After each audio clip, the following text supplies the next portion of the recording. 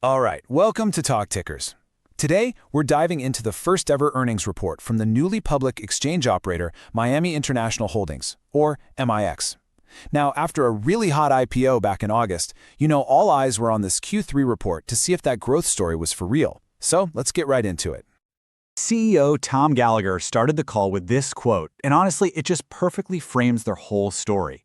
What he's saying is, MIAX's big advantage is its technology. They've built an infrastructure that's designed to handle the craziest, most stressful market days without even breaking a sweat.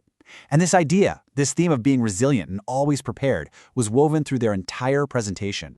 So how do they actually do? Well, when you look at the headline numbers, it's kind of wild. It's like you're looking at two completely different reports at the same time. A real tale of two earnings stories. Let's break that down. Okay, so on one side, you have the official GAAP number, a loss of $1.46 per share. Now, that looks like a huge miss, right? But it was all driven by one-time costs from the IPO and from paying off debt. They were basically just cleaning up the company's books. But on the other side, you see the real story. The adjusted number, the one that shows the core business health, was a profit of 42 cents per share. And that absolutely crushed Wall Street's expectation of 30 cents. We're talking a 40% beat. And this is the number that really powered that adjusted profit. Net revenue exploded by 57% compared to last year, hitting a record of over $109 million. This wasn't just a beat. This was a massive signal that the core engine of this exchange is absolutely firing on all cylinders, thanks to booming options trading and some serious market share gains. And this table here really just hammers the point home. You can see their slice of the options market hit a record 17.2%.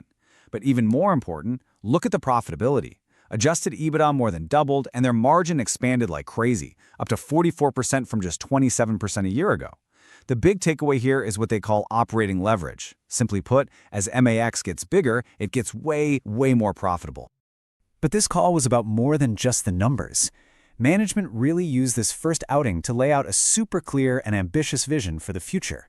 They're trying to tell a story about a company that's transforming itself from a private options exchange into a public, multi-asset powerhouse. Let's look at how they're planning to do it. So, the first big move was the IPO itself. MIAX raised nearly $400 million. And what did they do? They immediately paid down almost all of their debt. So now, they're sitting on what they call a fortress balance sheet. We're talking over $400 million in cash. This is huge because it not only makes the company way safer financially, but it gives them a war chest to fund future growth, whether that's building new things or buying other companies.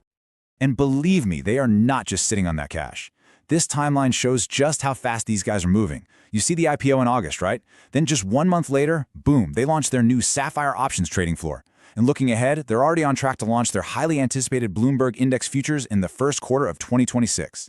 This is what you want to see: rapid, disciplined execution. Management really anchored this whole growth story in 4 key pillars. First up is their scalable, super fast technology. Second, they have a wide range of regulatory licenses that let them operate across different assets and even in different countries. Third, they're constantly expanding their product lineup. And fourth, they have these really deep-rooted relationships with their customers. They argue that these 4 things together are their secret sauce, their core competitive advantage. So, management laid out a great story, right?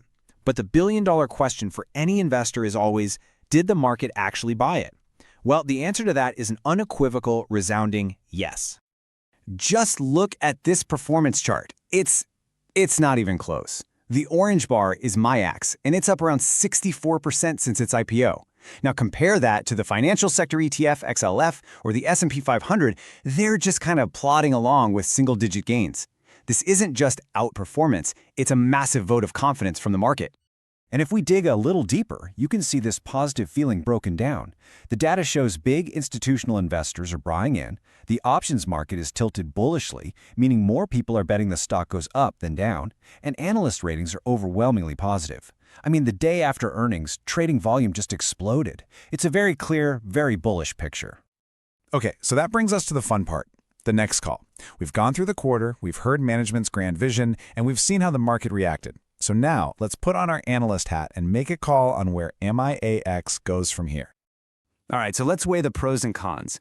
The bull case is pretty clear. They're grabbing market share like crazy, they have that fortress balance sheet, and they have a whole pipeline of catalysts coming up, like those new futures products. Now on the flip side, the bear case is that the business still really depends on the options market being volatile, and their newer businesses in stocks and futures are still, just getting started.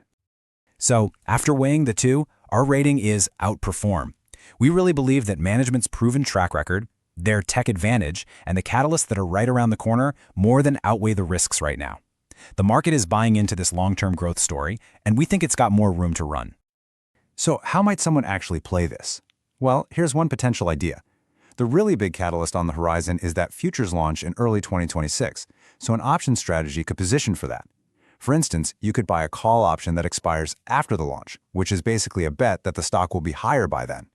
To make that bet cheaper, you could sell another call at a higher price. That caps your potential profit, but it lowers your upfront cost. And to cut the cost even more, you could also sell a put option to collect a little bit of cash.